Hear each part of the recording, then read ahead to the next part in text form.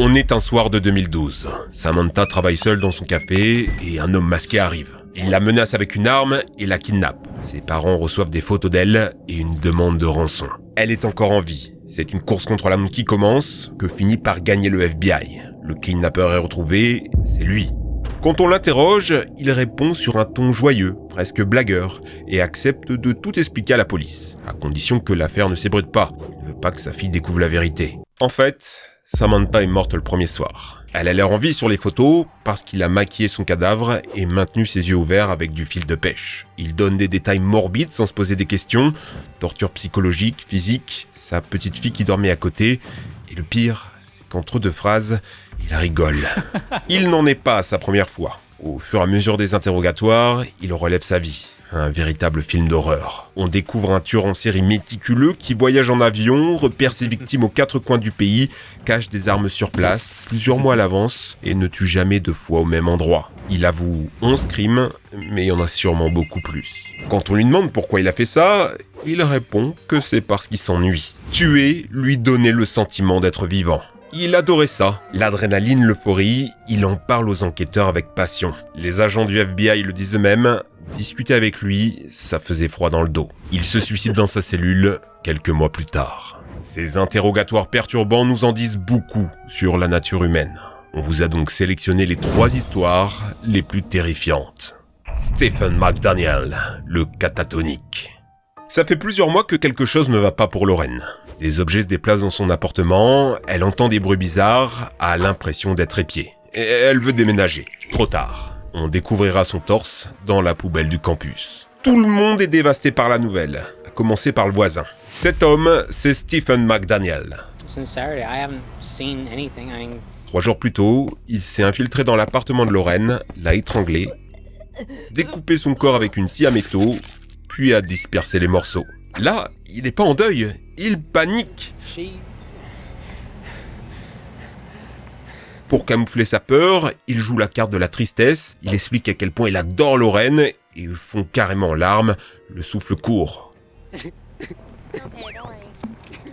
C'est déjà louche parce que Lorraine et lui ne sont pas censés être proches. Elle a même dit à ses amis qu'elle le trouvait creepy. Quand la police fouille son appartement, il est pris au piège. Il trouve un passe-partout, des épées, des couteaux, des sous-vêtements féminins et une collection de préservatifs volés. Il devient le suspect numéro 1 et on l'embarque au poste. Mais dans la voiture, Stephen fait quelque chose d'inhabituel. Il arrête de parler. Arrivé au commissariat, c'est devenu un fantôme. Pendant les 2 heures que dure l'interrogatoire, il ne va pas bouger d'1 centimètre. Si on passe la vidéo en accéléré, c'est terrifiant.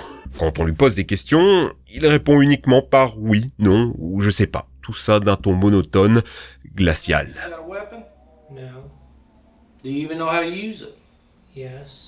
Personne ne sait si c'est une stratégie ou si son cerveau a fait un blocage. Ça donne lieu à une scène folle. Le détective commence avec une technique classique. Il s'approche et le regarde dans les yeux pour lui mettre la pression. Stephen tourne lentement la tête vers lui. L'agent est terrifié. Il recule de sa chaise, un truc qui n'arrive absolument jamais. Il tente tout ce qu'il a en réserve. La compassion, l'agression, mais rien ne fonctionne. Stephen est impassible. De rage, il tentera même de l'humilier. You don't have no friends? I have friends. Where they at? Nobody wants to see you. You're fucked. Your own family said you're crazy, so you can sit there with that dumb look on your face.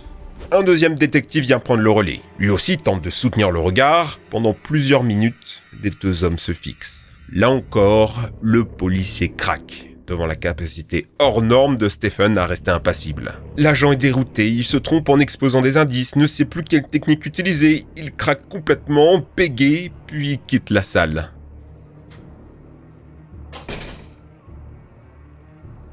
Il ne brisera son personnage qu'à l'arrivée de sa mère, des heures plus tard. On retrouvera la scie avec laquelle il a découpé le corps, ainsi que des tonnes de vidéos mettant en scène des enfants sur ses disques durs. Il plaide coupable pour éviter la peine de mort et finira ses jours en prison sans aucune chance de libération. Il était devenu totalement obsédé par sa voisine, qu'il filmait la nuit à travers sa fenêtre en utilisant une perche. Le soir du crime, il s'est introduit chez elle alors qu'elle dormait et elle a vu son visage. Ryan Waller, le déni.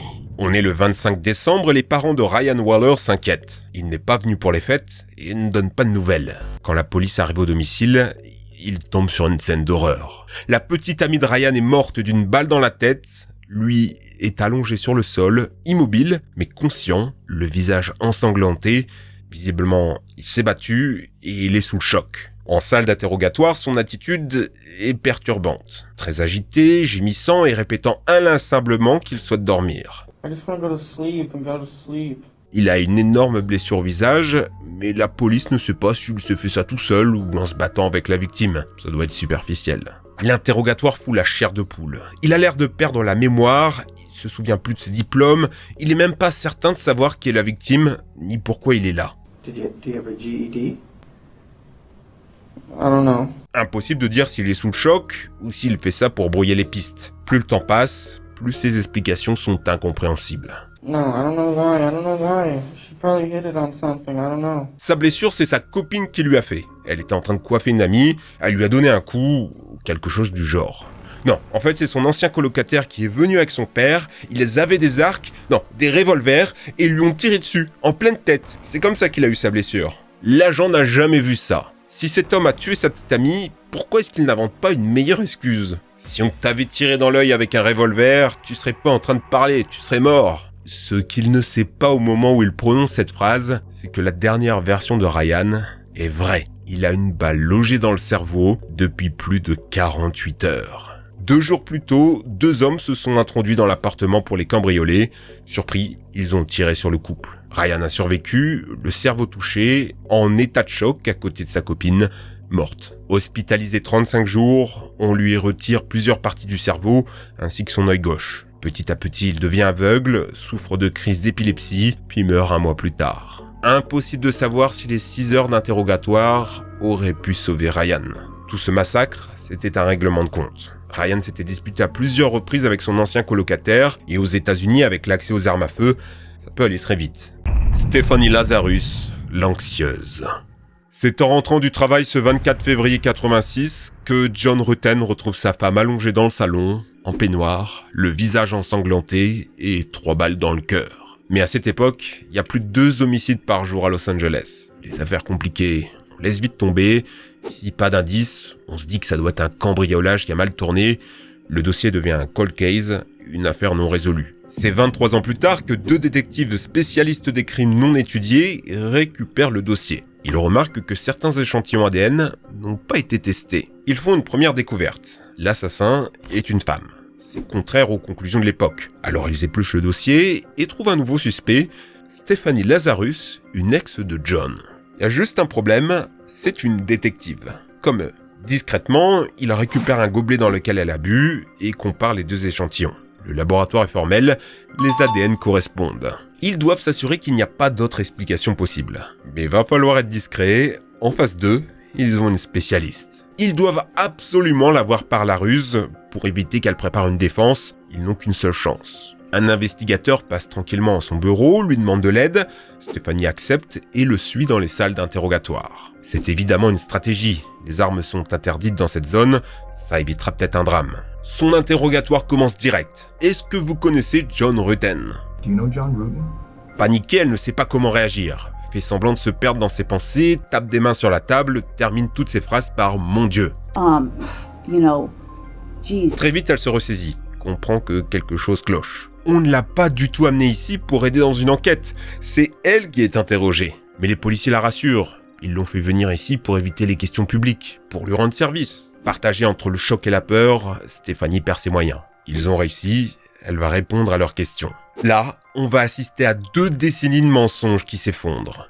Regardez son visage quand on lui demande si elle connaît la victime. C'est presque un cliché de mauvaise actrice. Là, elle se fige littéralement de terreur, essayant de gagner du temps en répétant que toute cette histoire de date, elle se souvient de rien. Plus elle ment, plus le piège se referme. Les investigateurs connaissent le dossier.